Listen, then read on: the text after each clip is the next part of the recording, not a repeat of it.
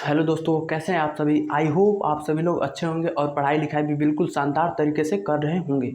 तो दोस्तों, हम लोगों ने वीडियो को जो है पिछले दो चार दिन पहले वीडियो को एक अपलोड किया था, जिसमें हम लोगों ने देखा था कि एक समान वैद्युत क्षेत्र में वैद्युत द्विध्रुव को घुमाने में किया गया कार्य, इसका हमने डेरिवेशन को देखा था। ठीक है, पिछले लगभग 2 महीनों से वीडियो अपलोड नहीं हो रहा था क्योंकि हमारा तबीयत जो है दोस्तों बहुत ज़्यादा ख़राब था। ठीक है, इसी वजह से वीडियो जो है अपलोड नहीं हो पा रहा था।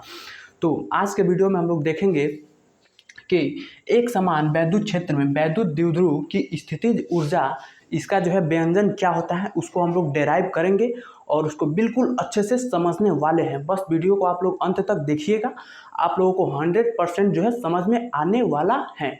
ठीक है, तो चलिए दोस्तों स्टार्ट करते हैं। ठीक है, सबसे पहले हम देखेंगे कि एक समान वैद्युत क्षेत्र क्या कह रहा है कि यूनिफॉर्म इलेक्ट्रिक फील्ड है, मतलब एक समान वैद्युत क्षेत्र है। ठीक है, तो सबसे पहले हम एक समान वैद्युत क्षेत्र बनाएंगे। तो जरा देखना, यह हमारा क्या हो जाएगा दोस्तों, एक समान वैद्युत क्षेत्र हमारा हो जाता है। ठीक है, यह इलेक्ट्रिक फील्ड के साइंस हम दिखा देते हैं। ठीक है, एक समान यह हमारा क्या हो जाता है, वैद्युत क्षेत्र हो जाता है। अब हम मानेंगे दोस्तों कि इसमें एक द्विध्रुव रखा है।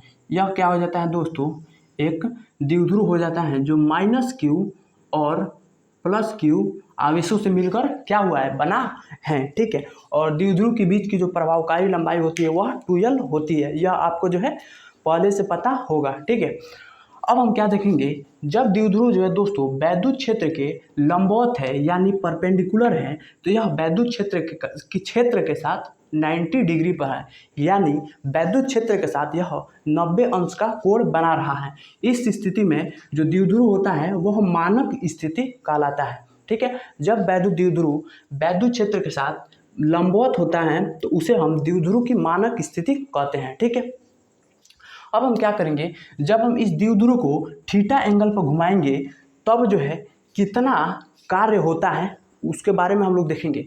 जब हम द्विध्रुव को थीटा एंगल पर रोटेट करते हैं तो द्विध्रुव को 90 से थीटा एंगल पर रोटेट करने में जो कार्य किया जाता है वही कार्य क्या होती है, वैद्युत द्विध्रुव की स्थितिज ऊर्जा कहलाती है। ठीक है, आई होप आप लोग जो है बिल्कुल अच्छे से समझ गए होंगे और इसको जो है आप अपने भाषा में लिखने की कोशिश कीजिए।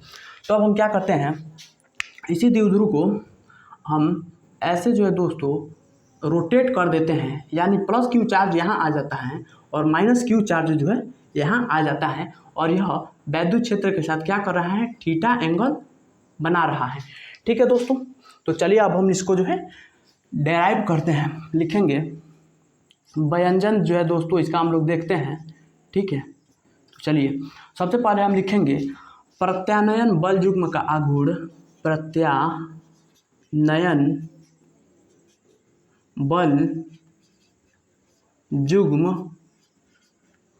का आघूर्ण टाउ बराबर कितना होता है, क्या होता है दोस्तों, PE sin थीटा। ठीक है, यह हमारा जो है प्रत्यानयन बल युग्म का आघूर्ण जो है हो जाता है। अब जो है दोस्तों ध्यान देने योग्य बात यह है कि जब हम द्विध्रुव को 90 डिग्री से थीटा एंगल पर रोटेट किए हैं तो हम एक ही बार में द्विध्रुव को थीटा एंगल पर रोटेट नहीं कर सकते हैं। जैसे यह द्विध्रुव रखा है तो सबसे पहले जब हम इसको रोटेट करने वाले थे तो क्या सबसे पहले इतना घुमा होगा, फिर इतना घुमा होगा, फिर इतना घुमा होगा, फिर इतना घुमा होगा, फिर इतना, ऐसे करके थीटा एंगल पर रोटेट हुआ है। ठीक है, यानी बहुत सारे डी थीटा मिलकर मिले हैं तब यह क्या हुआ है, थीटा एंगल पर घुमा है। ठीक है, तो सबसे पहले हम देखेंगे कि जब द्विध्रुव को 90 से डी थीटा तक घुमाते हैं तब कितना कार्य करना पड़ता है। यहाँ पे लिखेंगे द्विध्रुव को डी थीटा तक घुमाने में किया गया कार्य बराबर कितना हो जाएगा, कार्य बराबर क्या होता है दोस्तों, W। ठीक है, चूँकि हम डी थीटा घुमा रहे हैं इसलिए कार्य भी हमें डी डब्ल्यू करना पड़ेगा। तो यहाँ पे लिखेंगे डी डब्ल्यू बराबर कितना हो जाएगा, कार्य बराबर क्या होता है दोस्तों, बल गुणे विस्थापन। तो हमारा बल कितना है, टाउ इंटू विस्थापन हमारा कितना है दोस्तों, डी थीटा।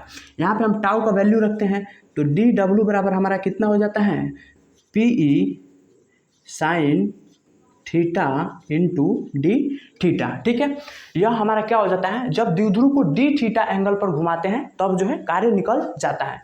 ठीक है दोस्तों, लेकिन हमारा लक्ष्य क्या है कि द्विध्रुव को 90 से थीटा एंगल पर रोटेट करना है। ठीक है, तब जब हम द्विध्रुव को फाइनली जो है डी थीटा करते हुए, जब हम डी थीटा ऐसे करते हुए जब हम थीटा एंगल पर रोटेट कर देते हैं तब कितना वर्क होता है उसको अब हम लोग निकालने वाले हैं।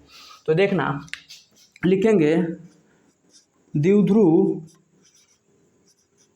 को थीटा बराबर, ठीक है, और 90 को हम क्या लिख सकते हैं दोस्तों, 90 को हम क्या लिख सकते हैं, π/2 रेडियन में हम लिख सकते हैं ना, ध्यान दीजिएगा। तो द्विध्रुव को थीटा बराबर π/2 यानी 90 से थीटा बराबर थीटा तक घुमाने में किया गया